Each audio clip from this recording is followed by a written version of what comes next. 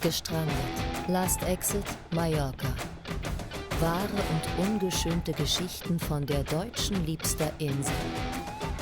Ahoi an alle hier Gestrandeten. Nun sind wir schon bei der 5. Folge angekommen. Ich sitze auch wieder hier mit Jens zusammen. Und auch auf den Einstieg von letzter Woche bezogen. Das mit den Stockbetten hat sich erstmal erledigt, wie es aussieht, oder? Moin erstmal alle zusammen. Ich bin noch ein bisschen verkatert. Das Wochenende war anstrengend. Ja, Stockbecken, ja klar, logisch, ja. Jetzt habe ich gerafft, worauf du hinaus wolltest. Ja, nee, der hatte nicht wirklich Bock drauf. Also er kam hier an und hat halt, ja, erster Tag gut, er hat vielleicht einen getrunken gehabt und sowas, cool. Aber der ist dann einfach gekommen und gegangen, wie er wollte und hat alles Mögliche erwartet. Hat kein Bitte, kein Danke gesagt, hat sich auch nicht irgendwie erkenntlich gezeigt. Also nicht deswegen, dass ich jetzt was von ihr hätte haben wollen, sondern einfach höflichkeitstechnisch, weißt du? Er kommt an mit einer Pizza und einer Flasche Wodka und haut sich's rein und ich sitze da so, okay. Ich habe zwar keinen Hunger und Wodka saufe ich auch nicht unbedingt um die Uhrzeit. Hat nicht mal was Aber angeboten, meinst wesentlich, du? genau, Ja, nicht mal was okay. angeboten. Hätte wenigstens sagen können, hey Jens, er sieht ja, ich trinke gerne ein Bierchen. Ich sage, Jens, ich habe dir Bier mitgebracht. Oder Jens, was machst du heute Abend? Oder Jens, was kann ich machen? Der hat sich einfach nicht engagiert, sagt Also ein man so. bisschen wie Hotel Jens. Genau. Und ich habe mir auch gesagt, so Alter, sorry, ich bin hier kein Hostel und kein Obdachlosenheim. Das geht so nicht. Du musst dich schon ein bisschen beteiligen oder zumindest einen Willen zeigen, mit mir reden. Wo gehst du hin? Was machst du? Wann kommst du wieder? Möchtest du auch was haben? Ich gehe gerade einkaufen. Weil, sich ein bisschen engagieren, weißt du? Nicht einfach, ja, kein Hostel Jens. Das ist nicht so. Ja, wie ich auch gesagt habe, es ist halt immer ein Risiko, wenn man Leute aufnimmt. Da kann viel passieren. Ich meine, ich habe ihm dann gesagt, er hat zu gehen, er hat uns sein Zeug gepackt, ohne zu murren und zu knurren und ist direkt abgedampft. Ist ja auch Ja, irgendwo positiv, aber eigentlich auch halt normal, sagen wir es mal so dann. Ne? das war auf jeden Fall positiv. Ich habe das, also hätte ich nicht gedacht. Also das war, glaube ich, Kann auch anders ablaufen. der Ne? Ja. netteste Rauschmiss, den ich je hatte. Ich habe nur gesagt, so Alter, gehst mir auf die Eier. Und so, ja, okay. Und ist gegangen. Ich habe da auch schon ganz andere Sachen erlebt. Und so wie der auch gegangen ist, ich habe den jetzt zwar ein, zwei Mal noch gesehen an der Playa, aber auch nur gegrüßt und weitergelaufen. Ich denke nicht, dass er jetzt bei mir einbricht oder irgendwas kaputt macht. Also in der Hinsicht gut. Das davor war doof. Aber ja, ein Griff ins Klo passiert immer. Man muss ja keine Perlen vor die Säue schmeißen. Ja, also wie du gesagt hast, hast du da schon anderes erlebt und hast dementsprechend vielleicht auch mit einer anderen Reaktion gerechnet, korrekt? Ja, ich fand es einfach nur doof, weißt du, im Prinzip, du nimmst jemanden auf und der sagt nicht mal Danke so gesehen. Das ist dann schon, da fühlt man sich ein bisschen verarscht, weißt du? Ja, kennt man anders und könnte man anders erwarten und hast du ja auch wirklich schon häufiger anders erlebt und speziell auch mit Leuten, die auch gerade aktuell vor Ort sind. Ich meine, mittlerweile können wir ihn ja auch benennen, den Uwe. Die Leute kennen ihn ja auch schon da draußen. Ähm, Da ist das ja was ganz anderes. Ne? Ihr seid da, sag ich mal, ein eingespieltes Team, das ein Geben und Nehmen und du sagtest ja, er hat dir so ein bisschen die, wie soll ich sagen, oder wie haben wir gesagt, Regeln der Straße beigebracht. Du hättest dem Ankömmling hier auch gern beigebracht, aber er war auch irgendwie dafür nicht gemacht. Ne? Ja, genau so in der Richtung war das. Also habe ich ja schon öfters Leute, die gestrandet sind, die nehme ich auf, zeige ihnen die Regeln der Straße, erkläre ihnen, wie es funktioniert, weil es ist ja nicht so einfach. Ähm, Gerade wenn man ja aus dem normalen Leben hier strandet, mir ging es ja auch so, dass du erst und da stehst so, oh, was mache ich, wie mache ich, bababab. Und es ist dann halt, dass du einen hast, der sagt, pass auf, da kannst du hingehen, da kannst du das machen, jenes, da kann man auf Toilette gehen, da kann man duschen gehen, da kann man die Wäsche waschen, das ist wichtig. Das sind gute Menschen, das sind böse Menschen, das ist auch ganz, ganz, ganz wichtig, gerade auf der Straße. Ja, auch dann einfach so Sachen, wo man hier ja letztendlich kostenlos Trinkwasser herbekommt, was im Sommer ja doch auch recht wichtig ist, sagen wir es mal so. Und solche Sachen meinst du einfach, ne? So was der Uwe quasi, wie erwähnt, damals auch bei dir gemacht hat. Ja, also ich wollte ihm halt aufnehmen für ein paar Tage, dass ich in Ruhe schlafen kann und ihm mal zeigen, wo die Stellen sind, wo man seinen Schatten hat, wo man seine Ruhe hat, wo es was zu essen gibt, wo man sich hinsetzen kann, wie alles funktioniert, so, weil er hat ja auch keinen wirklichen Plan gehabt. Und vor allem, wo die Wasserstellen sind, weil wir haben jetzt langsam Hochsommer, es wird warm. Wichtiges Thema, ja. Ja, und die Stadt hat jetzt hier Fontänen aufgebaut, die sind richtig gut. Da kannst du ja für deine Plastikflaschen kannst Wasser abfüllen, hast dann, wo man drückt, kennt man aus den Filmen von Hollywood, wo eine Schule sind, wo sie drücken, muss dann rausspritzen, man draus trinkt. Ja, genau, gutes Beispiel. Und sogar unten kann man drauf treten und dann geht so eine Senke runter und dann kommt Wasser für die Hunde raus. Das haben sie direkt am Ballermann 7 bei der Polizeiwache. Ich finde es super. Der Veterano, wenn ich komme in die Straße, dann rennt er schon los und wartet neben der Fontäne, bis ich runterdreht, dann legt er sich hin und säuft unten aus seiner. Ach cool, ja, also in Palma gibt es die natürlich auch. Ich denke, du meinst die von Clean Wave, das kann man nämlich auch definitiv mal benennen. Dürfen wir das? Okay. Ja, das ist, Wir wollten ja, also ich wollte jetzt nicht irgendwelche Werbung machen, Nee, aber wenn du tatsächlich. sagst, wir dürfen Clean Wave, ja, ich finde das super es gut. ist ein nicht kommerzielles, meiner Meinung nach, Projekt, ja, ist auch übrigens von Deutschen, ich meine auch ausschließlich Deutschen. Also gerne mal googeln, deswegen habe ich es benannt, weil ist meiner Meinung nach nicht kommerziell und ist auch keine bezahlte Werbung und es geht hier wirklich darum, um das einfach mal auch als positives Beispiel, ja, herauszuheben, weil das Grundanliegen ist nicht nur der Zugang zu Trinkwasser, sondern auch die Minimierung von einem Plastik. Dass man zwar, hat Jens auch gesagt, kann man die Plastikflasche wieder auffüllen, aber man kann sie halt wieder auffüllen und muss sie nicht wegschmeißen und sich eine neue befüllte kaufen. Und unabhängig davon könnt ihr die auch ein bisschen unterstützen, wenn ihr so eine Metallflasche von denen kauft, dann ist das Ganze auch noch ein bisschen nachhaltiger. Aber ich dachte, das kann man gern mal ausführlicher erwähnen, weil die haben mittlerweile da wirklich schon einiges auf die Beine gestellt. Und ich glaube, die an der Playa, die gibt es noch gar nicht so lange. Ne? Ich meine, die haben in Palma angefangen, da kooperieren die auch mit Restaurants, wo man sich dann kostenlos seine Metallflasche mit Trinkwasser auffüllen lassen kann und so weiter. Aber in Palma gibt es tatsächlich, also ich habe, glaube ich, echt das bewusst jetzt noch gar nicht wahrgenommen. Ich habe auch keinen Hund, aber ich glaube, da sind nicht alle ausgestattet, auch für die Trinkmöglichkeit für Hunde. Und ich glaube auch nicht alle, wie du sagtest, was man von den amerikanischen Highschools beispielsweise kennt, was definitiv so ist und wo die mit anfingen, war halt, dass man seine Flasche so reinstellen kann und die wieder auffüllen kann. Also sieht man, da werden die Fontänenspender, Wasserspender auch immer weiterentwickelt, so hört sich das an.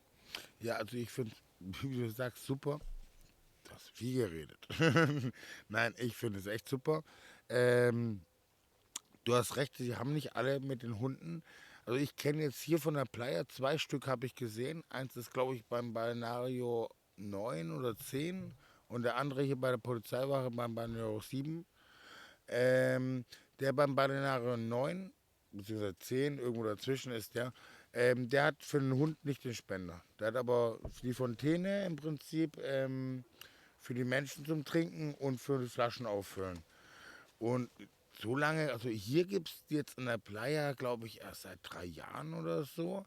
Aber ich habe das schon mal gesehen in Palma, das ist aber auch, glaube ich, schon 7, 8 Jahre her. Da hatten die es mal eine Zeit lang beim Plaza de la Reina, nee, Plaza Juan Carlos Tresetto oder sowas. Da war eine gewesen, die war aber weg und die ist jetzt wieder da, glaube ich. Also auf jeden Fall, ich muss sagen, das ist ein gutes Projekt. Ich weiß nicht, ob die Geld dafür bekommen, aber ich weiß, dass es sehr, sehr wichtig ist, hier bei 40 Grad im Schatten, wenn jetzt der Hochsommer kommt, dass genug Flüssigkeit da ist für die Menschen und dass es auch gratis ist. Und es wurde auch, soweit ich jetzt weiß, weil du sagst, mit der Flasche kann man sich umsonst abfüllen. Kann sein, dass die Vereinbarung ist, aber mittlerweile es gibt ein spanisches Gesetz, dass jeder verpflichtet ist, ein Lokal hat, wenn ich jetzt komme und sage, ich habe Durst, du kriegst in jedem Lokal Wasser umsonst. Das ist gesetzlich vorgeschrieben hier in Spanien, dass jeder, der kommt und möchte Leitungswasser zum Trinken, dass er Wasser umsonst bekommt. Okay, also super spannend wieder mal. Lasse ich auch in dem Punkt so stehen. Ich habe wieder was gelernt. Werde das natürlich jetzt auch mal gegenchecken. Es geht ja auch nicht darum, jetzt. Ausprobiert habe ich es noch nie. Das ist Ja, echt eine Idee. Mal hingehen, Ich hätte gerne ein Glas Wasser. Ich wollte gerade auch wieder direkt ergänzen, es geht ja nicht darum, dass man jetzt nicht mal für seine Getränke Geld bezahlt.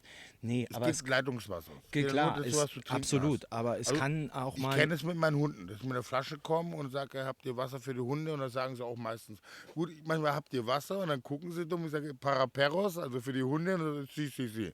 Weißt du, wenn ich komme mit der Flasche, haben sie früher dumm geguckt und ich sage, das ist für die Hunde, wegen dem geklorten Wasser. Aber mittlerweile ist es, glaube ich, laut Gesetz so, dass jedes Restaurant, so rein theoretisch müssen sie dich auch auf Toilette gehen lassen und dürfen kein Entgelt dafür verlangen, rein theoretisch. Ja, es gibt ja auch, wie gesagt, so gewisse Praktisch ist Szenarien, natürlich. wo man dann vielleicht wirklich mal kein Geld dabei hat, wenn man gerade mal am Strand war, ne? Oder sonst irgendwas oder wie auch immer. Auch mit der Toilette, ich muss sagen, ich handhabe das eigentlich so. Ich meine, ich wohne ja auch in Palma, da kennt man sowieso dann das ein oder andere Lokal oder wo man sich als Stammkunde den Kaffee zieht.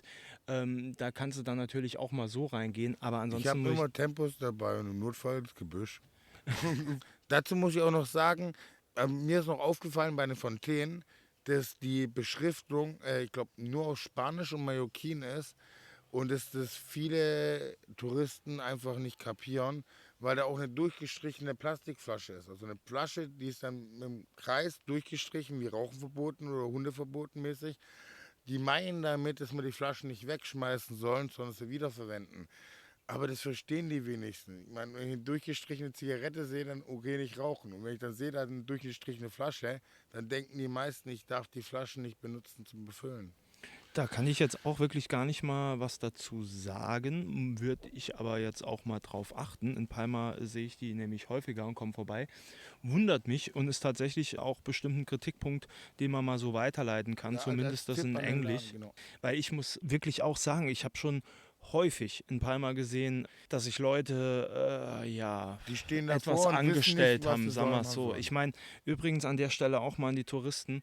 Das Ding, das werde ich auch nicht müde dann zu erwähnen, ist übrigens auch, wenn unten am Strand an Palma 1 in der Nähe ist, nicht um euren Kopf zu waschen, auch nicht um eure Füße zu waschen. Es ist um Wasser in euren Trinkflaschen aufzufüllen. Das nur noch mal so als dezenter Hinweis. Ansonsten, weil du eben gesagt hast, ich habe so viel geredet, ich hatte tatsächlich da auch mal in Bezug auf ein anderes Projekt zu tun und war mit denen auch mal in Kontakt und dementsprechend auch interessiert und habe mich über das Projekt ein bisschen schlau gemacht. Rein aus Interesse, wie gesagt, ganz unabhängig, auch nicht um irgendjemandem Gefallen zu tun, sondern einfach, weil es mich interessiert hat damals und heute ich einfach finde, das kann man mal erwähnen, ja. Ja, also ich kenne es noch früher, als ich hier angekommen bin.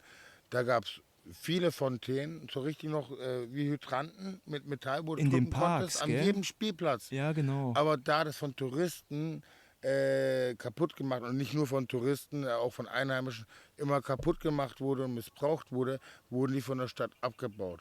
Und das ist echt so, du bist hier bei der Hitze am Spielplatz und deine Kinder brauchen was zu trinken. Super. Und eine Flasche Wasser, Alter, 0,2er, 0,3er Flasche Wasser kostet hier halt bei den Supermärkten 1,20 Euro. Und es gibt halt Leute, die können sich nicht 1,20 Euro für eine Flasche Wasser für ihr Kind leisten. Vor allem, wenn du 3, 4 Stunden unterwegs bist. Wie willst du es als normaler Mensch finanzieren? Ich meine, Tourist ist was anderes. Der wird doch wahrscheinlich keine Flasche Wasser, aber wenn du mit deinen Kindern auf dem Spielplatz bist und am Spielen bist, also mich freut es echt, dass hier das mit dem Wasser wieder geregelt wird, weil es wichtig ist. Und ich finde, es ist ganz, ganz, ganz wichtig für die Menschen. Genauso, wir hatten ja schon mal das Thema mit den öffentlichen Verkehrsmitteln umsonst. Ich finde, sowas, dafür ist doch der Staat da, oder? Dafür gibt es doch die Steuern. Ja, die machen auch da immer mehr. Ich meine, mal gehört zu haben, dass da im Parc de Estaciones heißt er, glaube ich, Parque gell? de Estaciones. Genau, gegenüber vom Plaza España. Da war früher auch natürlich sowas, das ist schon ein bisschen länger her. Jetzt haben sie meines Wissens, keine Trinkwasserspender, keinen neuen da, aber vielleicht hast du das auch schon gesehen, die haben ja jetzt einen ganz lustigen so Brunnen im Boden eingelassen und Funktioniert der wieder? der Ernsthaft? funktioniert jetzt, genau, ja. Und den gibt es ja auch noch gar nicht so lange meines Wissens, der im Boden eingelassen ist. Und wie gesagt, da springen die Kinder jetzt auch schon drin rum, haben ihren Spaß gerade jetzt im Sommer. Ist natürlich jetzt auch kein Trinkwasser, aber du hattest so ein bisschen, habe ich rausgehört, auch die Lebensqualität, ne? Bei den Temperaturen alles angesprochen. Das macht das natürlich dort super angenehm. Funktioniert der Brunnen wieder? Ich kenne ihn noch von ganz früher. Der hat damals schon nicht funktioniert. Ab und zu mal ist er, glaube ich, mal gelaufen. Meist war der aus, weil ich stand da auch schon und habe Seifenblasen gemacht, weil da Gitter im Boden eingelassen sind. Und wegen der Seife, die läuft dann runter. Da habe ich auch schon Seifenblasen gemacht. Da war schon immer Und ein Brunnen im Boden der eingelassen? ist seit 13 Jahren. Früher konntest du auch, wurde mir erzählt, das muss 15 Jahre her sein, da konnten die Kinder sogar noch auf Knöpfe treten und dann hatten die, je nachdem, wie du trittst, hat die Fontäne dann rausgekommen. Ich wusste nicht, dass da vorher ein Brunnen war, weil er Den nie gab es ging. ewig. Weil er nie ging Ewig. und nie an war. Ja, weil er nie funktioniert hat. Genau, und ich dachte, der wäre Deswegen komplett. Überraschung. Ja, ich dachte, der wäre komplett neu gemacht worden. Nee, den gibt es schon seit 13, 14, 15, 15 Jahre müsste es den geben, weil den gab es schon bevor ich angekommen bin. Ich bin seit 13 Jahren da. Der hat mal, glaube ich, ein halbes Jahr funktioniert. Gibt's schon ein paar Jährchen, ja, was man hier wieder alles so lernt, ja. Ja, ich finde es cool, da muss ich auf jeden Fall mal vorbeigucken. Ich will mal sehen, wenn der richtig funktioniert. Und da, wo wir letzte Woche aufgehört haben, machen wir jetzt auch direkt weiter. Jens hat die erste Nacht im Obdachlosenheim verbracht, hat da ja auch seine ersten unschönen Erlebnisse gemacht und dann hat er es so formuliert, jetzt geht's auf der Pirateninsel erst los. Jens, magst du da vielleicht gerne mal ansetzen und uns erzählen, wie dann der zweite Tag losging? Ja, da setze ich mal direkt ein. Wir haben ja aufgehört, das mit den Schuhen und meine schmutzige Unterhose. Ja, ich bin dann runter, ein Frühstück gibt es ja dort und ein Frühstück bekommen und dann erstmal der Gedanke, wie geht's weiter, wer ist dort und die meisten haben da nur Spanisch gesprochen. Da habe ich einen kennengelernt, das war halb Rumäne, halb Pole, der konnte ein bisschen Deutsch und ein bisschen Spanisch und über den habe ich dann noch einen anderen, der beim Frühstück, die kamen halt dann alle nach und nach runtergedackelt, dann auch noch einen anderen Deutschen kennengelernt, der hat ein ähnliches Schicksal wie ich gehabt und ja, direkt einen Tag vorher und dann haben wir uns überlegt, was machen wir? Also ja, komm, machen wir uns zusammen, gucken, dass wir irgendwo zurück nach Deutschland kommen und dann hat uns der Rumäne, Bulgare oder wie auch immer, war ein ganz netter älterer Herr und der hat uns dann geholfen, ein Schild zu schreiben auf Englisch, Deutsch und Spanisch. Ja, wir sind hier gestrandet, wir brauchen ein bisschen Geld für den Heimflug.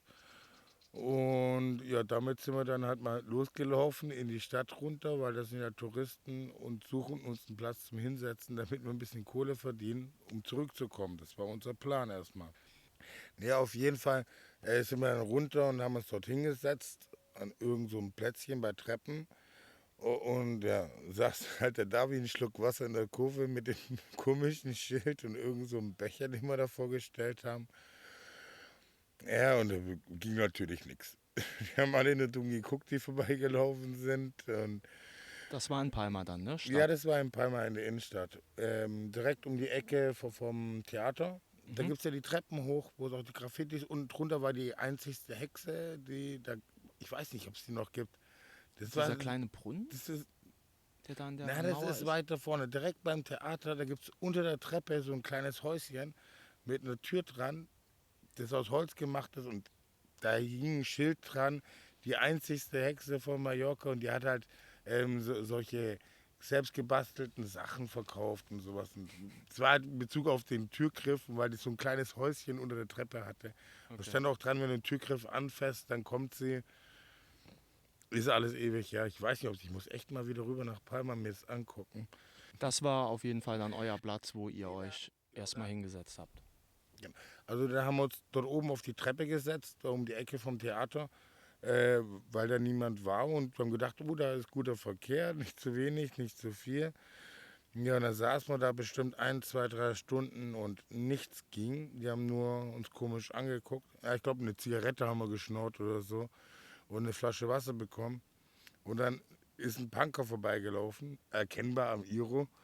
Und ich bin ja auch einer von der linken Szene, habe gesagt, hey Digga, hast du nicht eine Zigarette für uns?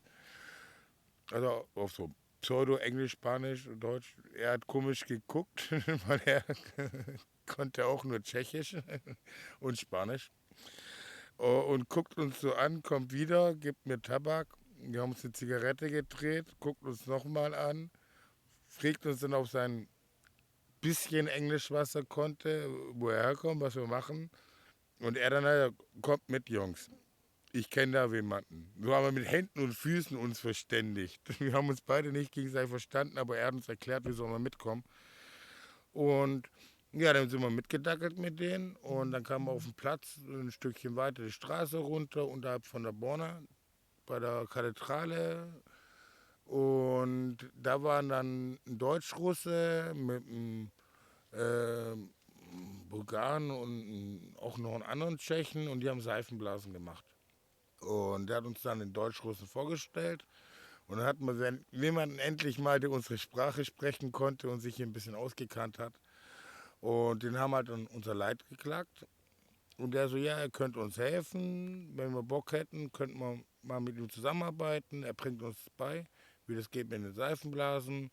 Und wenn wir es dann drauf haben, dann können wir uns selbstständig machen als Straßenkünstler. Das sei ja alles kein Problem.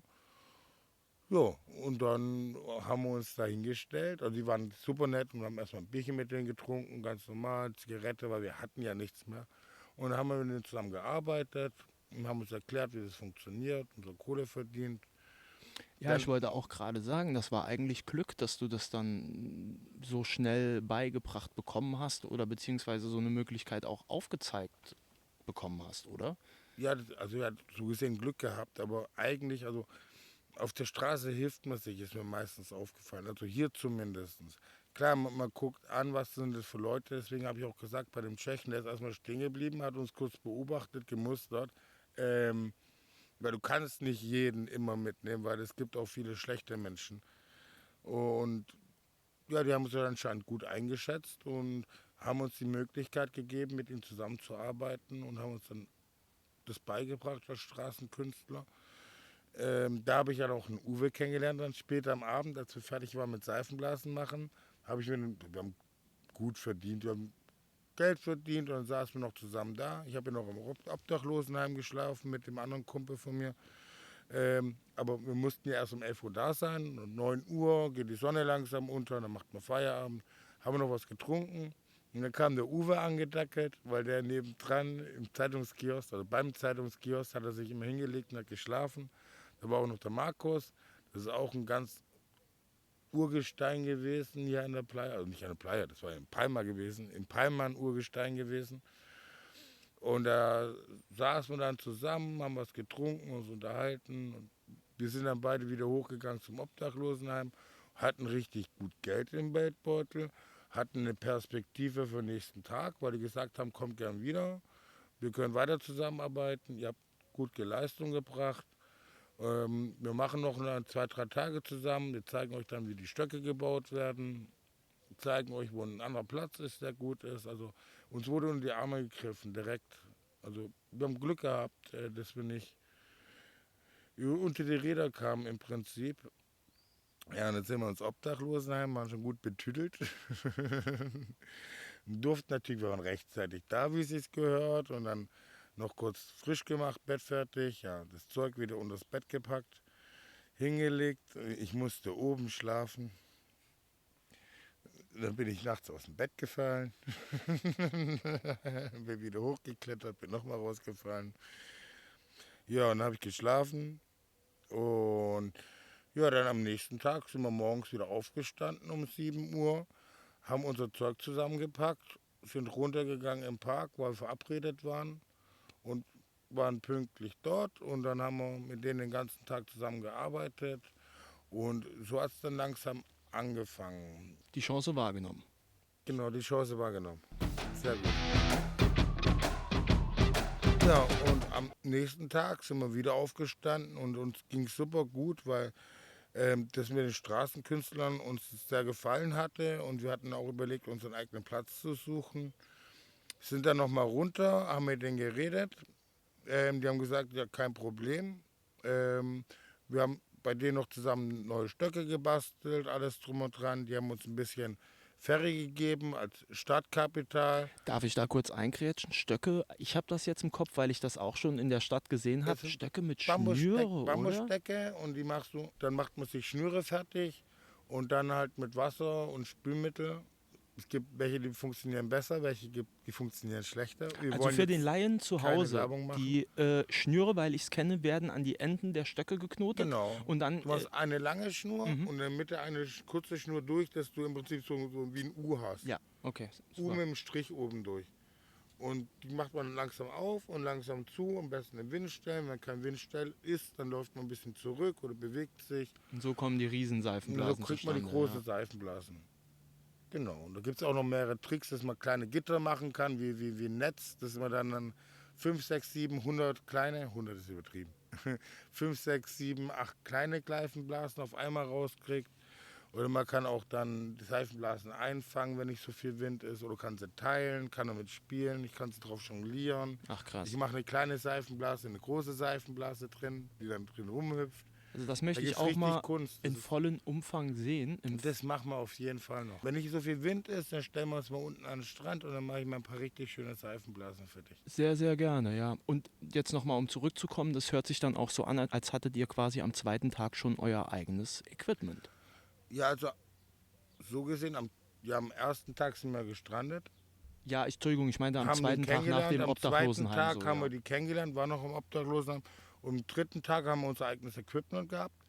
Sind dann ein Stück weiter vor auf einen anderen Platz gegangen und haben uns dann zu zweit selber hingestellt, haben unsere Arbeit gemacht, ist super gelaufen. Dann haben wir das gefeiert, sind abends ins Obdachlosenheim, wir mussten ja wieder hoch ins Obdachlosenheim zum Schlafen, hatten gut Geld, haben davor noch draußen gefeiert, mit denen, die draußen gepennt haben, auch Obdachlose und so, und haben Spaß gehabt, richtig gut. Die haben uns auch noch ein paar Sachen erklärt. War da Uwe auch wieder dabei? Da war der Uwe noch, nein, der hat ja unten seinen Platz gehabt, Okay. unten beim Plaza de Arena. Und wir waren ganz oben beim Cementerio. Also wir sind jeden Tag auf 6 Kilometer vom Schlafplatz, also vom Obdachlosenheim runtergelaufen zum Seitenplatz machen und dann wieder 6 Kilometer zurückgelaufen. Ja, das war kein Katzensprung. Aber ja, wer was verdienen will, muss ja auch Leistung bringen. Und uns hat es Spaß gemacht, das war echt super. Worauf ich zurück hinauskommen wollte, draußen kennengelernt und dann mussten wir ja abends um 11 Uhr rein. Wir hätten gerne noch mit denen gefeiert, weil es lustig war, weil es schön war. Und die hatten sich draußen auch schon ihr Lager aufgebaut. So wie ich jetzt auf der Terrasse bin im Sommer, hatten die auch draußen geschlafen. Okay, also die waren schon draußen und haben einfach draußen ihren Platz gehabt. Genau, ja, die haben halt vor dem Obdachlosenheim eine Plane gespannt, hatten ein paar Matratzen hingelegt, weil sie nicht rein durften, nicht rein wollten oder weil es halt drin zu schmutzig, zu warm war. Dann sind wir da rein, oh, ich war rotzebesoffen. Ich glaube, ich bin 5-mal aus dem Bett gefallen. Dann kam einer von den Betreuern, hat meine Matratze auf den Boden gelegt, kannst du auf den Boden legen, hat mich hingelegt. Dann hat er nebendran angefangen zu schnarchen und habe gesagt, so, nee, vergiss es. Hab mein Zeug gepackt, bin runtergegangen und gesagt, mach die Tür auf, ich will raus. Und haben mich draußen hingelegt, zu denen, die draußen geschlafen sind. Wir hatten ja noch eine Palette Bier gebunkert für den nächsten Tag, weil wir es nicht leer gesoffen hatten. Und dann habe ich mich zu denen gehockt, haben noch schön geraucht, ein Bier getrunken. Und die Nacht so rumgekriegt. Und die Nacht so rumgekriegt. Und dann am nächsten Tag ging es wieder los. Und ja, dann war es da machen wir vielleicht dann nächste genau, Woche weil ab weiter. dann wird es nicht interessant, weil dann war mir klar, ich will nicht mehr in dem Obdachlosenheim schlafen. Ich lebe lieber auf der Straße oder wie den Deutschrussen mit seiner Crew besorgt mir ein Zuhause. Ja, gucken wir mal oder wir hören dann, wie es dann weitergeht. Und da es auch einfach super in den Zusammenhang der Erzählungen von Jens passt, da habt ihr ja eben auch schon gehört, wie er Uwe das erste Mal gesehen bzw. getroffen hat. Und dementsprechend kommt auch jetzt Uwe nochmal zu Wort. In der letzten Folge hat er sich ja wirklich ganz kurz vorgestellt und dann hört ihr einfach mal auch ein bisschen was von Uwe. Und mit Sicherheit, und wie er uns auch schon versprochen hat, hören wir Uwe auch regelmäßiger. Ja, Uwe, dann übergebe ich dir doch mal das Wort. Fang gerne an, wo du anfangen möchtest. Ich bedanke mich bei dir und ich bin auf der Insel und teilweise in Deutschland, auf Ibiza und so weiter gelandet. Bin aber erst seit 18 Tagen wieder hier und bin wie das Straßenkind der Uwe von der Playa. Ne? Naja. Und da habe ich den Jens zufällig an der Playa kennengelernt. Und wir kennen uns schon. Wieder getroffen hast du ihn. Wieder getroffen, genau, ja, wieder getroffen, Entschuldigung, ja. Da habe ich mich versprochen, aber es kann ja passieren, ne? Und wir haben uns riesig gefreut, weil wir uns 13 Jahre schon kennen, ne? Und das war herrlich, einfach herrlich. Er hat mich im Moment aufgenommen, ne? Und also als das Straßenkind in Malle. Das steht ja auch auf deiner Mütze, wie ich richtig gesehen habe. Hier kommt Uwe, das Straßenkind von Malle. Das ist wohl wahr, ne? Vor zig Jahren, weil ich rede immer ganz locker, flockig, immer nett und ordentlich mit den Touristen und ich komme super an, bekomme da auch immer ein paar Cents oder ein paar Euros oder wie auch immer und davon überleben wir. Und ansonsten geht es einfach auch darum, mal mit den Leuten aus der Heimat, sag ich auch mal, ne, Deutschland ein bisschen in Kontakt zu kommen und mal eine Runde zu schnacken, denke ich. Das genießt du ja auch. Ja, selbstverständlich, ne? Vor allen Dingen hier in Arenal sind ja ziemlich viele deutsche Touristen, ne? Und ich kann auch Englisch, kann auch Spanisch, ne? Also das ist schon interessant. Also ich kann sofort umschwenken, das ist kein Ding, ne? Naja. Und jetzt bist du ja wieder frisch auf der Insel, aber das ja auch nur jetzt, weil du kennst dich ja hier schon aus. Du warst ja tatsächlich auch schon vor Jens da, wenn ich das richtig verstanden habe. Da hast du vollkommen recht. Ich mache hier teilweise sogar einen Reiseführer nach Palma für Touristen. Ne? Hatte ich Okay. vor 3 Tagen, ne, in Palma. Ne? Von Das Touristen, war- die du da in der Playa kennengelernt hast? Genau, einfach? richtig. Ja, ja. Das waren 8 Mädels aus Stuttgart. Die wollten unbedingt Palma kennenlernen. Ne? Und dann habe ich sie vom Plaza de España bis zur Kathedrale geführt. Auch die Innenstadt, Plaza Mayor und so weiter. Ne? Und die Altstadt. Ne? Ja.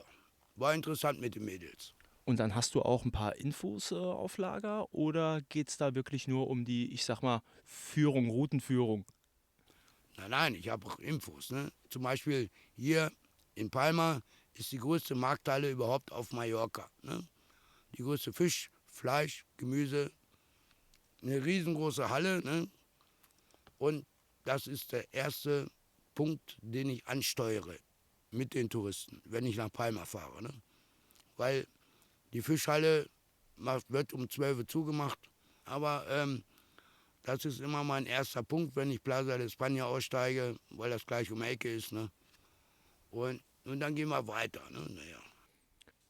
Und dort läufst du dann mit denen mal durch und da kehrt ihr zum Mittagessen ein oder? Ja, die Mädels haben mich dann zum Essen eingeladen, weil da gibt es Tapas und so weiter. Und die Mädels wollten unbedingt so ein Gläschen Sekt trinken, kriegt man da auch. Ne?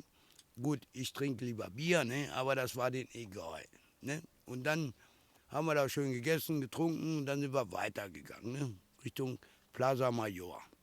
Stimmt, Plaza España, wahrscheinlich dann auch durch die Innenstadt, dann am Markt vorbei und dann Richtung Plaza Mayor. Schön, und da hast du dann auch ein paar Infos, wie du schon sagtest, auf Lager zu der Entstehung und so weiter. Weil da sind ringsrum Restaurants und dann sind Standfiguren, ne?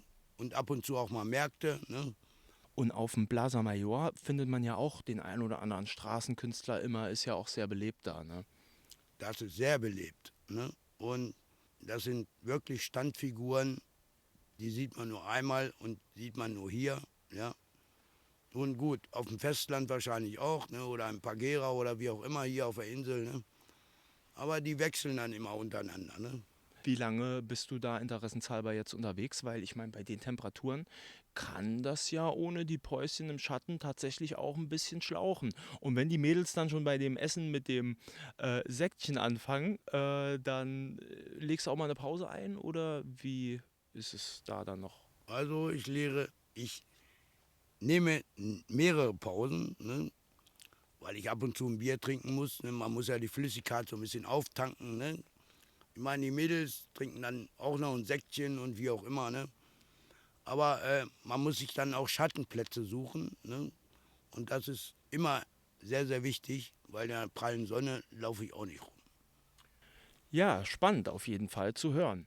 Und wie ist denn jetzt dein Plan hier auf der Insel? Bleibst du uns erstmal erhalten, auch vielleicht ja dem Podcast, und du möchtest uns noch so ein paar Storys aus deinen auch ja dann schon über 13 Jahren erzählen, oder bist du schon wieder auf dem Absprung und machst nur kurz Urlaub bei Jens? Nein, ich werde mir nächste Woche auch ein Heim erschaffen, das heißt ein Zelt. Okay. Ja, das spare ich zusammen an der Playa und baue mir das auf und dann bleibe ich hier. Dann bist du wieder zurück. Zurück nach Malle, genau. Und einen Platz hast du auch schon gefunden, wo du dein Heim errichtest? Ja, ich kenne noch viele Leute hier und weil ich bin ein bekannter Hund, ne? Also so wie man auf Deutsch sagt, ne? Und dadurch kommt das alles zustande. Ja, das freut mich auf jeden Fall zu hören, und da bin ich ja mal gespannt, wie es weitergeht. Und ich würde sagen, wenn du möchtest, und es würde mich sehr freuen, dann hören wir uns hier auch nochmal. Würde mich sehr darüber freuen, bis zum nächsten Mal. Und wir haben ja auch noch mindestens 2 offene Punkte, die wir für euch abarbeiten wollen und müssen. Und zwar einmal wollten wir ja den Wohnungsmarkt und die aktuelle Situation, sprich auch die Preise von Palma Stadt und Playa de Palma, etwas vergleichen und da mal den aktuellen Stand etwas zusammenfassen. Und sowohl als auch nochmal auf eure Fragen an Jens und euer Feedback etwas ausführlicher eingehen. Und das machen wir dann auch final in der 6., sprich in der nächsten Folge. Somit befinden wir uns jetzt auch schon wieder am Ende dieser Folge. Ihr kennt das Prozedere. Ich verabschiede mich kurz und knackig. Hoffe, es hat euch gefallen. Wünsche euch noch eine angenehme Woche. Jens hat das letzte Wort, wie immer. Hasta luego von meiner Seite. Ja, ich danke euch dann wieder mal vielmals für eure Aufmerksamkeit und sag wie immer, bis denn. Passt auf euch auf, meine lieben Gestandenen. Tschüss. Gestrandet. Last Exit, Mallorca. Wahre und ungeschönte Geschichten von der deutschen liebster Insel.